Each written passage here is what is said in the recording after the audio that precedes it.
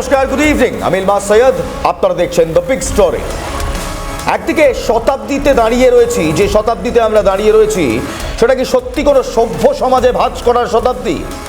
এই প্রশ্ন আমি করছি কারণ আমাদের প্রতিবেশী দেশটা এখন একটা মধ্যযুগীয় বদ্ধভূমিতে পরিণত হয়েছে। 23 বছরের এক তরুণ দীপু চন্দ্র দাস, তার দোষ কি ছিল? সে কেবল তার নিজের পরিবারের একমাত্র অন্নদাতাই ছিল না, তার সবচেয়ে বড় অপরাধ ছিল সে একজন হিন্দু এবং সে বাংলাদেশে বাস করছিল। তাই প্রশ্ন করছি, বাংলাদেশের মাটিতে কি হিন্দুদের কোনো অধিকার নেই? আপনারা হয়তো ভাবছেন এটা কোনো বিচ্ছিন্ন ঘটনা, একদম না। পরিসংখ্যান বলছে 2024 সালে বাংলাদেশে হিন্দুদের ওপর হামলার ঘটনা বেড়েছে 540%। এক বছরে 2200-রও বেশি হিংসাত্মক ঘটনা। এটা কোনো দুর্ঘটনা নয়, এটা একটা পরিকল্পিত চক্রান্ত।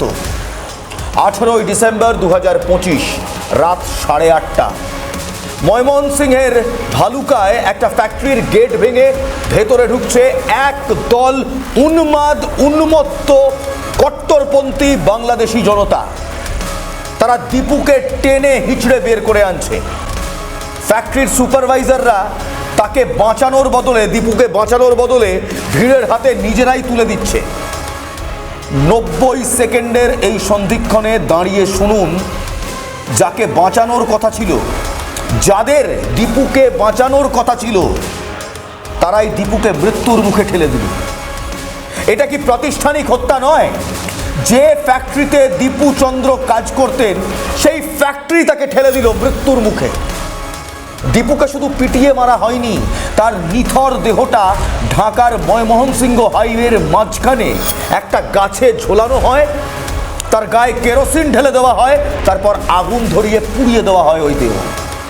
ভাবুন একবার, একটা মানুষের নিথর দেহ, শবদেহ পুড়ছে, আর একদল মানুষ তারা পাশে দাঁড়িয়ে উল্লাস করছে। এই ভিডিওটি আপনাকে বিচলিত করতে পারে, কিন্তু দেখুন, উল্লাস করছে কট্টরপন্থীরা, বাংলাদেশের জেহাদি কট্টরপন্থীরা উল্লাস করছে, গাছে জাল ঝোলানো একটা দেহ পুড়ছে। 295টি হিন্দু ব্যবসা প্রতিষ্ঠান জ্বালিয়ে দেওয়া হয়, তখন তাকে আপনারা কি বলবেন? এটা একটা প্যাটার্ন। যখনই বাংলাদেশে রাজনৈতিক অস্থিরতা আসে, লক্ষ্যবস্তু করা হয় হিন্দুদের। বাংলাদেশের হিন্দু, বৌদ্ধ, খ্রিস্টান ঐক্য পরিষদ সরাসরি বলছে এটা হিন্দু বিরোধী মানসিকতার প্রতিফলন, এটা ইউনূস সরকারের হিন্দু বিরোধী মানসিকতার প্রতিফলন, এটা এই মুহূর্তে বাংলাদেশের জেহাদি সরকারের হিন্দু বিরোধিতার, মাইনরিটি বিরোধিতার যে মানসিকতা, সেটার প্রতিফলন। এবার আসল মুখোশটা খুলি, আসুন। বাংলাদেশের অন্তর্বর্তীকালীন সরকার কি মৌলবাদীদের হাতে বন্দী? লক্ষ্য করে দেখুন, বিতর্কিত দল জামায়াতে ইসলামীর ওপর থেকে নিষেধাজ্ঞা তুলে নেওয়া হয়েছে। জামায়াতে ইসলামী আদতে একটা টেররিস্ট অর্গানাইজেশন ছিল, এখন পলিটিক্যাল অর্গানাইজেশন হয়েছে। আর হেফাজতে ইসলাম, যাদের 13 দফা দাবির মধ্যে আছে ব্লাসফেমি আইন এবং নারী উন্নয়নের বিরোধিতা, তাদেরই এক শীর্ষ নেতা এখন ধর্ম বিষয়ক উপদেষ্টা এই ইউনূস সরকারে। যখন মৌলবাদীরা সরকারি চেয়ারে বসে, তখন আদৌ দীপু দাসের বিচার বাংলাদেশে পাওয়া কি সম্ভব? যে বাঁকে দাঁড়িয়ে আছি আমরা, এক ভয়ানক বিপদের কথা সেই বাঁকটা বলছে। বাংলাদেশের মাটি আজ ভারত বিরোধী সন্ত্রাসবাদের লঞ্চ প্যাড। নিষিদ্ধ জঙ্গি সংগঠন জেএমবি, যারা 2005 সালে 300 জায়গায় বোমা বিস্ফোরণ করেছিল, তারা আজ সক্রিয়। লস্করে তৈবার মতো পাকিস্তানি মদতপুষ্ট জঙ্গি গোষ্ঠীগুলো বাংলাদেশের তরুণদের মগজ ধোলাই করছে, ভারতের ওপর হামলা চালানোর জন্য তাদের উস্কানি দিচ্ছে। আর এই র্যাডিক্যাল গ্রুপগুলোই বাংলাদেশে হিন্দু বিরোধী এবং ভারত বিরোধী ন্যারেটিভ ছড়াচ্ছে। সোশ্যাল মিডিয়ায় তারা হিন্দু বিরোধী ন্যারেটিভ ছড়াচ্ছে, ভারত বিরোধী ন্যারেটিভ ছড়াচ্ছে। দীপুর মৃত্যু শুধু এক হিন্দুর মৃত্যু নয়, এটা ভারতের নিরাপত্তার জন্য এক বড় সংকেত। বাংলার কট্টরপন্থী ধর্মগুরু আতাউর রহমান বিক্রমপুরী, তিনি কি জেনে শুনেই এক ভয়ঙ্কর সত্যির ওপর থেকে আজ পর্দাটা স্রেফ সরিয়ে দিলেন? নাকি তার এই গ্রেপ্তার হওয়ার আগের বয়ান আসলে এক বৃহৎ ষড়যন্ত্রের ব্লুপ্রিন্ট? আতাউর বলছেন, আমি যদি দোষী হই তবে হাসনাত আবদুল্লাহ বা সার্জিস আলমের মতো ছাত্র নেতারা কেন জেলের বাইরে? তার এই একটি অভিযোগ কি বাংলাদেশের অন্তর্বর্তী সরকারের ভিত নাড়িয়ে দিচ্ছে? প্রশ্নটাই তুলব, কিন্তু তার আগে আজ আতাউর রহমান বিক্রমপুরী কি বললেন শুনুন। আমাকে গ্রেফতার করেন, আমি দোষ স্বীকার করব। আমি দোষ স্বীকার করে 164 ধারায় জবানবন্দি দেব, এবং সাথে ওই যারা যারা যারা উস্কানি দিছে, যাদের পোস্ট দেখে আমরাও পোস্ট দিছি, এই সাদিকুর রহমান খানের পোস্ট দেখে আমরা দিছি, সার্জিস আলমের পোস্ট দেখে আমরা দিছি, এই যে নাসিরউদ্দিন পাটোয়ারির পোস্ট দেখে আমরাও পোস্ট দিছি। এখন সাধারণ মানুষকে গ্রেফতার করবেন, আমাদের কেন করবেন না? আর আমাদের যদি করেন, নাসিরউদ্দিন পাটোয়ারি কেন বাদ যাবে? সার্জিস আলম কেন বাদ যাবে? শিবিরের নেতারা কেন বাদ যাবে? কেন? বাংলাদেশ মগের মূল্য পাইছেন, তাই না? আমাকে গ্রেফতার করেন, মবের উস্কানি তো আমরা দিয়েছি, এই জন্য মানুষ যা মব করছে। আমরা কেন দিয়েছি? নাসিরউদ্দিন পাটোয়ারিদের দেখা দেখি দিয়েছি, সার্জিস আলমদের দেখা দেখি দিয়েছি। সার্জিস আলম যখন লেখছে যে যে বিপ্লবকে চূড়ান্ত করতে হবে, আর নাইলে যেটুকু যা করার আক্ষেপ ছিল করতে পারিনি তা করতে হবে। নাসিরউদ্দিন পাটোয়ারি, আল্লাহর কসম আবারও বলতেছি, আমরা ডাইরেক্ট প্রথম আলো, ডেইলি স্টারের নাম ধরে বলি নাই। তারাও যেমন ইঙ্গিতপূর্ণ শব্দ দিয়ে পোস্ট দিছে, আমরাও এরকম ইঙ্গিতপূর্ণ শব্দ দিয়ে পোস্ট দিছি। আতাউর রহমান কে বলুন তো? ছবিটা দেখাবো একবার। জাসিমউদ্দিনের সঙ্গে দাঁড়িয়ে রয়েছে আতাউর রহমান। এটা কবে বলুন? এটা হাদির শেষকৃত্যর দিন। একদিকে আতাউর এবং একদিকে জাসিমউদ্দিন, দুজনেই আনসার উল বাংলা ABT জঙ্গি সংগঠনের প্রধান আইডিওলগ এবং নেতা।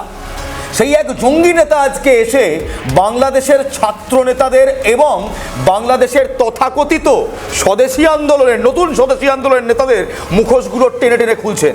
কার কথা বললেন? একদম লিখে নিয়ে এসেছি। হাসনাতের কথা বললেন, সার্জিস আলমের কথা বললেন। কেন বললেন? আচ্ছা, এই হাসনাত সার্জিসরা ঠিক কি কি কথা বলেছিল? প্রথমে সার্জিস আলম, এই হলো সার্জিস আলম, বাংলাদেশের ছাত্র নেতা। এই সার্জিস আলম আজ পর্যন্ত ভারতের হয়ে একটা কথাও বলেননি। যা বলেছেন ভারত বিদ্বেষে বলেছেন। শুনুন। আমরা এই তরুণ প্রজন্মের নেতৃত্বে যে রাজনৈতিক দল করতে যাচ্ছি, তারা বৈদেশিক যে কোনো শক্তির চোখ রাঙানো আগ্রাসন বিন্দুমাত্র সহ্য করব না। সবার আগে দেশের স্বার্থ। আমাদের জোর দিতে হবে মানুষের সাথে কানেক্টিভিটির জায়গাটাতে। এর আগে রাজনৈতিক দলগুলো মনোনয়ন বাণিজ্য করেছে, এর আগে রাজনৈতিক দলগুলো পরিবারতন্ত্র কায়েম করেছে, এর আগে রাজনৈতিক দলগুলো স্বৈরতন্ত্র কায়েম করেছে। আমরা মনে করি বাংলাদেশে এই সময়টা শেষ হয়েছে। এখানেই শেষ নয়।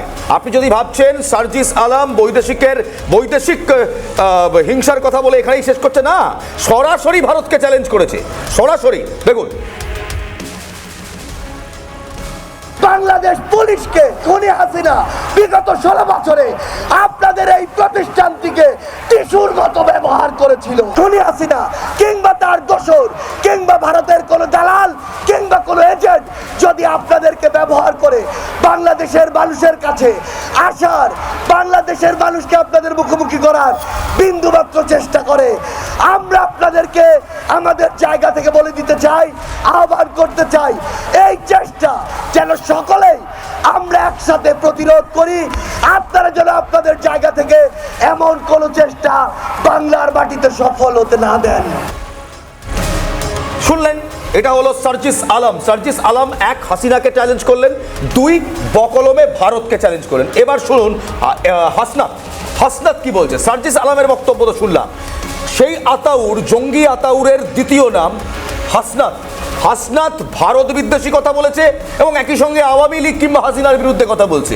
প্রথমে হাসনাতের ভারত বিদ্বেষী সব বক্তব্য শুনুন। আজকে শুনছি বাংলাদেশ হাই কমিশনকে নাকি ভারত ঢাকায় ধমক দিছে, যে কেন আমরা ওই কথা বলছি। ধমক দিছে নাকি ওই ভারতীয় হাই কমিশনারকে এই খুনি হাসিনাকে আশ্রয় দেওয়ার জন্য শুধু ধমক না, লাঠি দিয়ে দেশ থেকে বের করে দেওয়া উচিত ছিল। আওয়ামী লীগকে বন্ধু জ্ঞান করবে। 5 আগস্ট পরবর্তী সময়ে আমাদের শত্রু কেবলমাত্র তারাই যারা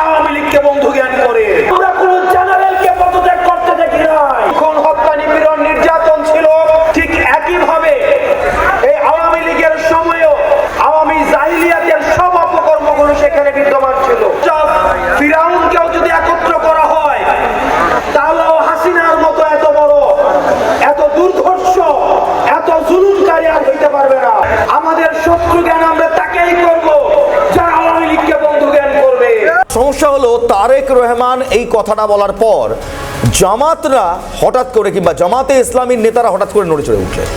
জামাতে ইসলামীর একজন নেতা রয়েছেন উকিল শেহরিয়ার কবির, তিনি সরাসরি প্রকাশ্যে তারেক রহমানকে হুমকি দিলেন এবং এও বললেন নির্বাচনের দরকার কি আছে, দরকার নেই নির্বাচনের, বিএনপি এসে গেছে, মনে তো হচ্ছে বিএনপি জিতে যাবে। সরাসরি তারেক রহমানকে অপোজিশন চেয়ারে তো বসালেনই না, উল্টে তাকে একজন স্বেচ্ছাচারী স্বৈরতান্ত্রিক শাসকের রূপ দিলেন। কে দিল? জামাত দিল। কি বলল জামাতের এই নেতা, শুনুন। জামাত ইসলাম ক্ষমতা আসবে কি আসবে না, ক্ষমতা যাওয়ার মালিক হচ্ছে আল্লাহ। তো আপনারা ক্ষমতা বলতেছেন বিএনপি চলে আসছে। গতকালকেও দেখি এই ওর নাম কি হলো, আমেরিকা থেকে বসে থেকে ঠিকানা উনি বলে দিলেন বিএনপি আসছে ক্ষমতায়, তাহলে এখন জামাতের কি হবে? আরে ভাই, বিএনপি যদি ক্ষমতায় আসে তাহলে ভোট টোট করার দরকার কি? দিয়ে দেন না, দিয়ে তো দিছেন, 1.5 বছরে তো দিছেন। সবচেয়ে অবাক করা বিষয় হলো গত জুলাইয়ের ছাত্র আন্দোলনের থেকে উঠে আসা ন্যাশনাল সিটিজেন পার্টি বা এনসিপি, তারা এখন এই জামাতে ইসলামীর সাথে হাত মিলিয়েছে। এই যে জামাত জোট, সেটা গণতন্ত্রের মুক্তি আনবে নাকি দেশকে নিয়ে যাবে এক অন্ধকার মধ্যযুগের দিকে? এটাই কথা, এটাই এই মুহূর্তে প্রশ্ন। কেন বলছি শুনুন তাহলে। বলছি কারণ কিছু সমালোচনা রয়েছে। দাঁড়ান একটু দাঁড়ান, কয়েকটা বক্তব্য শুনে যান। জামাতের ডেপুটি তিনি বসে রয়েছেন আমেরিকায়, তিনি আমেরিকা থেকে, জামাতের ডেপুটি আমেরিকা থেকে বসে হুঙ্কার দিচ্ছেন ভারতের বিরোধিতায়, বলছেন গাজওয়াত উল হিন্দ, ওই যে স্বপ্ন গাজওয়াতুল হিন্দের স্বপ্ন, সারিয়ার স্বপ্ন, সেই সারিয়ার স্বপ্ন নিয়ে এই ভদ্রলোক জামাতের ডেপুটি তিনি আমেরিকা থেকে বসে গাজওয়াতুল হিন্দের কথা বলছেন, ভারত বিরোধী মন্তব্য করছেন। দেখুন। কমপক্ষে 5 মিলিয়ন যুবকেরা তো ভারতের বিরুদ্ধে স্বাধীনতা যুদ্ধে আসবে, কি বলে? এটার 2 ভাগ করে দিন। একবার গেরিলাতে যাই, গোড়াতুম ডাইলেই লাঠি দিয়ে করব। লাঠি কি জায়েজ না যায়? আমি সবসময় জায়েজ কথা বলি। ঘোড়া থেকে নামতে পারবে না ইনশাআল্লাহ। আর বাকি অর্ধেকের কি করবো? ওটা নিয়ে আরো বিস্তৃত জায়গায় চলে যাবো। পুরা রিজনে স্বাধীনতার যুদ্ধ শুরু হবে। রাসূল ইসলামের যে হাদিসের যে গাজওয়ায়ে হিন্দ, সেটা বাস্তবায়নের মহাপরিকল্পনা হবে। গাজওয়াত উল হিন্দ বাস্তবায়িত করব, জামাতের ডেপুটি আমেরিকা থেকে বসে বলছে গাজওয়াত উল হিন্দ বাস্তবায়িত করব। আরে সাহেব, এসব স্বপ্ন পরে দেখবেন। একদিকে পাকিস্তান র্যাডিক্যাল এলিমেন্টস ঢুকিয়ে যাচ্ছে বাংলাদেশে, বিএনপি প্রত্যাবর্তন কিংবা তারেকের প্রত্যাবর্তনে পাকিস্তান খুব ভয় পেয়েছে, একই সঙ্গে ভয় পেয়েছে জামাত এবং জামাতের এই জঙ্গি শিবিরগুলো, যারা বুঝতে পারছে গণতন্ত্র আবার ফেরার পথে, মানুষ গণতন্ত্রের সঙ্গে আছে, মানুষ এই জামাতিদের এই জেহাদিদের চায় না। সেই কারণেই জামাত এখন এই গাজওয়াতুল হিন্দ, এই সারিয়া, এই সমস্ত উদ্ভট চিন্তাধারার কথা বলছে। কিন্তু আরও কিছু জিনিস রয়েছে। এই মুহূর্তে পাকিস্তান আর বাংলাদেশ যৌথভাবে মিসাইল তৈরির চুক্তি করছে। কেন বলুন তো? পাকিস্তানের শাহিন মিসাইল এখন বাংলাদেশের বিজয় 24 নামে পরিচিত হতে চলেছে। কেন? সব বলবো একটা ছোট্ট বিরতির পর। সঙ্গে থাকুন, কোথাও যাবেন না। যারা ইউটিউবে দেখছেন সঙ্গে থাকুন, মাত্র 2 মিনিট পর ফিরছি। এই কথা নিয়ে ভারত এই মাফ করবেন, এই জঙ্গিগুলোর এই উস্কানির পর চাইলে ভারত 10 ঘন্টায় ঢাকা দখল করতে পারে, এবং এটা ট্রায়াড অ্যান্ড টেস্টেড মেথড। ঠিক যেভাবে 71-এ টাঙ্গাইলে প্যারাড্রপ করিয়ে আমরা 71-এ পূর্ব পাকিস্তানকে লিবারেট করেছিলাম, ঠিক সেভাবে এই মুহূর্তে দাঁড়িয়ে রাফায়েল, S-400, T-90 ট্যাঙ্ক সব কিছু যদি আমরা একসঙ্গে শুরু করি, 10 আওয়ার্স, 10 ঘন্টা, 24 ঘন্টাও লাগবে না, 10 ঘন্টায় ঢাকা দখল করতে পারি। বাংলাদেশ কিচ্ছু করতে পারবে না। জবাব দেওয়ার আগে শেষ, একটা বিমান ওঠার আগে শেষ। বলছি আপনাদের, 10 ঘন্টায় ঢাকার খেল খতম আমরা করতে পারি। জাস্ট 10 ঘন্টা। যদি যুদ্ধ হয় 10 ঘন্টায় ঢাকার খেল খতম। কিভাবে? চলুন দেখাচ্ছি আপনাদের। উত্তরবঙ্গের বামুনি, কিষানগঞ্জ এবং চোপড়াতে এখন ভারতের দুর্ধর্ষ 33 কোর বা ত্রিশক্তি কোর মোতায়েন রয়েছে। এদের কাজ হলো প্রয়োজনে বাংলাদেশে দ্রুত অপারেশন চালানো। ভারতের কাছে আছে 350 থেকে 400টি আধুনিক T-90 Bhishma tank, T-90 Bhishma tank, যা বাংলাদেশের যে কোনো ট্যাঙ্কের চেয়ে 24 গুণ বেশি শক্তিশালী। শুধু স্থলপথ নয়, আকাশপথে ভারত এখন অপ্রতিরোধ্য। হাসিমারা এয়ারবেসে মোতায়েন রাফায়েল যুদ্ধ বিমান এখন বাংলাদেশের আকাশ সীমার উপর যমদূতের মতো নজর রাখছে। আর তার সঙ্গে ভারতের হাতে এখন আছে S-400 ট্রায়াম্ফ। এই missile system missile system 400 kilometre range, মানে শিলিগুড়িতে বসে পুরো বাংলাদেশের আকাশ সীমাকে লক করে রাখতে পারে। বাংলাদেশের রেডারে কিছু ধরার আগেই ভারতের ব্রাহ্মস ক্রুজ মিসাইল নিমেষের মধ্যে বাংলাদেশের কমান্ড সেন্টার ধ্বংস করে দিতে পারে। ভারতের বাজেট বাংলাদেশের থেকে 20 থেকে 27 গুণ বেশি।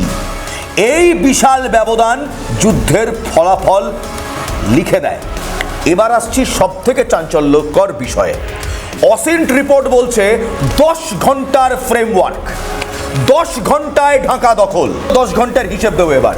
প্রথম 90 মিনিটে কি ঘটবে? ভারতের রাফায়েল এবং ব্রাহ্মস মিসাইল বাংলাদেশের সব বিমান ঘাঁটি আর এয়ার ডিফেন্স সিস্টেমকে অকেজো করে দেবে। 95% বিমান ওড়ার আগেই মাটিতে শেষ হয়ে যাবে বাংলাদেশে। ভারতের যান্ত্রিক পদাতিক বাহিনী বা মেকানাইজড ইনফ্যান্ট্রি 4টি আলাদা দিক থেকে বাংলাদেশে প্রবেশ করবে, রংপুর, সিলেট, চট্টগ্রাম এবং কেন্দ্রীয় দিক থেকে। T-90 ট্যাঙ্কের সামনে বাংলাদেশের পুরনো ট্যাঙ্কগুলো খড়কুটোর মতো উড়ে যাবে, ঠিক এভাবে খড়কুটোর মতো। প্রথম 90 মিনিটে অর্ধেক খেলা শেষ। যুদ্ধের 4 থেকে 8 ঘন্টার মাথায় ঢাকার আর্মি হেডকোয়ার্টার আর সব যোগাযোগ ব্যবস্থা ধ্বংস করে দেওয়া হবে। এবং শেষ 2 ঘন্টায় কি হবে জানেন? রিপোর্ট বলছে যুদ্ধের 8ম থেকে 10ম ঘন্টার মধ্যে ভারতের C-17 এবং C-130 বিমানে 10 থেকে 15,000 প্যারা কমান্ডো সরাসরি ঢাকায় নামবে। রাজধানী ঢাকা এবং কৌশলগতভাবে গুরুত্বপূর্ণ চট্টগ্রাম বন্দর ভারতের নিয়ন্ত্রণে চলে আসবে। মাত্র 10 ঘন্টায় ঢাকার খেল খতম। খুব সহজেই আমরা নিতে পারি। নীরা কেন জানেন? কারণ ওই যে হাম ইন্ডিয়ান আর্মি হ্যাঁ, হাম দুশ্মনী মে ভি শরাফত রাখতে হ্যাঁ। 16 কোটি মানুষের দেশে শান্তি বজায় রাখা কি সম্ভব? আমাদের অসিন্ট রিপোর্ট পরিষ্কার বলছে এই 10 ঘন্টার পরিকল্পনা বিশ্লেষণ মাত্র। কারণ বাস্তবে ভারত যে নীতি বহন করে এবং আন্তর্জাতিক আইনকে ভারত যেভাবে মানবিক সংকটের কথা মাথায় রাখে, সেখানে ভারত এটা করবে না। একটি পূর্ণাঙ্গ যুদ্ধ মানেই কোটি কোটি শরণার্থীর সমস্যা, যেটা বাংলাদেশের অর্থনীতি এবং আমাদের অর্থনীতিকে চাপে ফেলতে পারে। তাই এই মুহূর্তে আমাদের কৌশল হলো ম্যানেজড এসকেলেশন, অর্থাৎ সামরিক শক্তি আমরা দেখাবো, শত্রুকে ভয় পাইয়ে রাখবো, যাতে কোনো দুঃসাহস তারা না দেখাতে পারে। এবং তারপরও যদি এরা না শোনে তাহলে ওই যে 10 ঘন্টা শুধু সময় লাগবে। 10 ঘন্টায় বাংলাদেশ খতম। বললাম না 10 ঘন্টায় কি হবে বলুন তো? কিচ্ছু না। এই মুহূর্তে আমাদের কিষানগঞ্জ, বামুনি এবং চোপড়াতে ভারতের দুর্ধর্ষ 33 কোর রয়েছে।